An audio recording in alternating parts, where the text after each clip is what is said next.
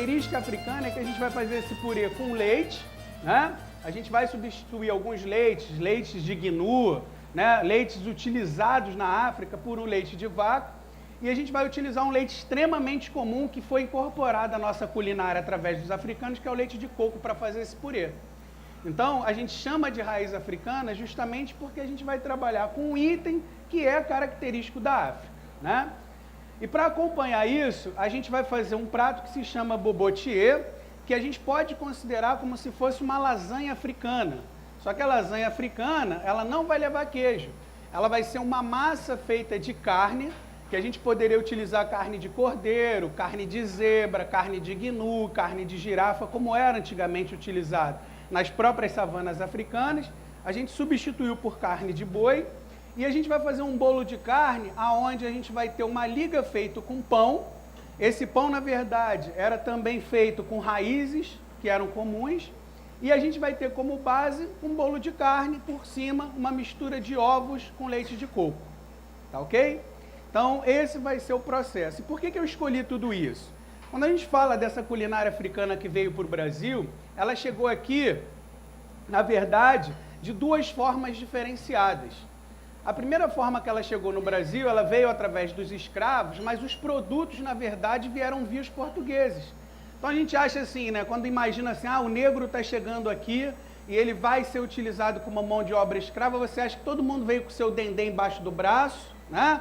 Trouxe o seu camarão seco, veio com o seu leite de coco dentro da boca? Não.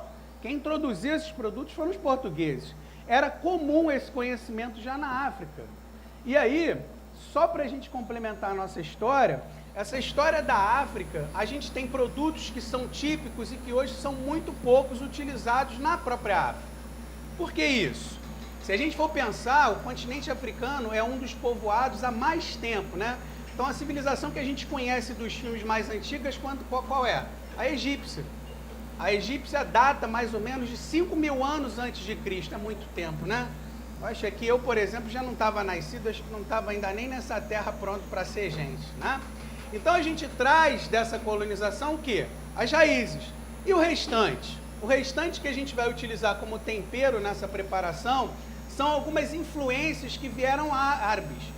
A África, durante algum tempo, antes da colonização brasileira, ela foi palco de várias guerras e dominação árabe.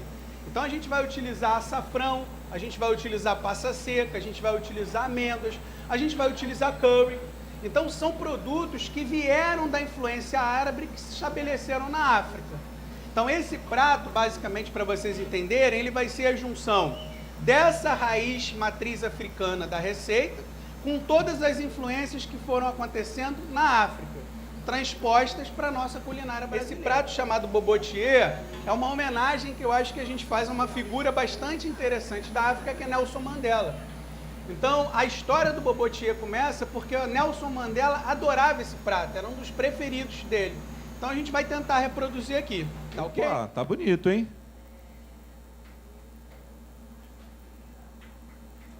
Tá bonito.